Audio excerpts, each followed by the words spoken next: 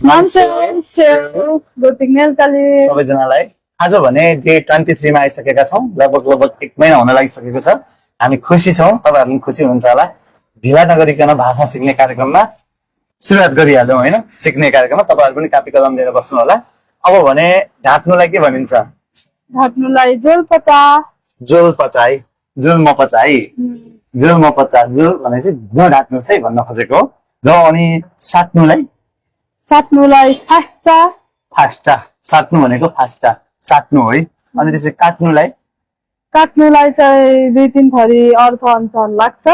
रिचा, खोस्चा, चोस्चा। कुनमा लाग्छ भन्ने कुराहरु चाहिँ पछि भन्ने छौं। अब टिप्नुलाई के भनिन्छ त? टिप्नुलाई पनि अब भुइँको सामानहरु टिप्नुलाई चाहिँ गुच्चा भनिन्छ भनेदेखि बाली नाली टिप्नुलाई चाहिँ जस्तै कोदो टिप्नु, गहुँ टिप्नुलाई चाहिँ चोच्चा भनिन्छ। तपाईहरुले याद गरिराख्नु होला। र अनि अरु के भनिन्छ त्यो पनि गर्नु होला। र अनि उचाल्नुलाई चाहिँ चुचा भनिन्छ। चढ्नुलाई के भनिन्छ त? होस्चा। होस्चा है, होस्चा। होस्चा फेरि फरक हो। र होस्चा भनेको राख्नु भयो, होस्चा भनेको चढ्नु भयो है। फेरि झर्नुलाई त्वस्चा। त्वस्चा, त्वस्चा भनेको झर्नु हो।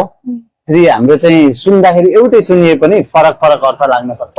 हामीले बोल्दा अलि फरक भएको हुन सक्छ। फ्याल्नुलाई पास्चा। Pasta, pasta. साँचोलाई थमा। थमान हो। थमा होइन करेमे। झुटो भन्दा चाहिँ जोल। जोल पचा है। ल देख्नुभयो, साँचो र झुटोमा चाहिँ जोल पचा। जोल पस्यो। बाँस लिप्नुलाई?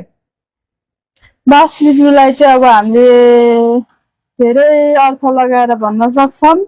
बासिल्चा पनि भनिन्छ र खप्सिल्चा पनि भनिन्छ है त। अब तपाईले के भन्नुहुन्छ त्यो चाहिँ तल कमेन्ट गर्नु होला। चिमाट्नुलाई के भनिन्छ त? नास्टा। नास्टा, नास्टा भनेको चिमाट्नु हो। त्यही भनेर आजलाई भिडियो यति नै गरौँ, किनभने रमाइलो गर्दा गर्दै भिडियोको पनि समय अवधि यति नै रहेछ। र लामो लामो भिडियो हेर्न चाहनुहुन्छ भने चाहिँ विजय अनलाइन टिभीलाई पनि सब्स्क्राइब गर्नु होला, किनभने त्यहाँ चाहिँ लामो भ्लग आउनेछ। अनि एउटा एपिसोड गइसकेको छ। अब फेरि पनि दोस्रो पनि भ्लग आउँछ त्यहाँ हाम्रै भाषामा बोलेको। सब्स्क्राइब गर्नु होला। चेरे दुबिन सेउ है त।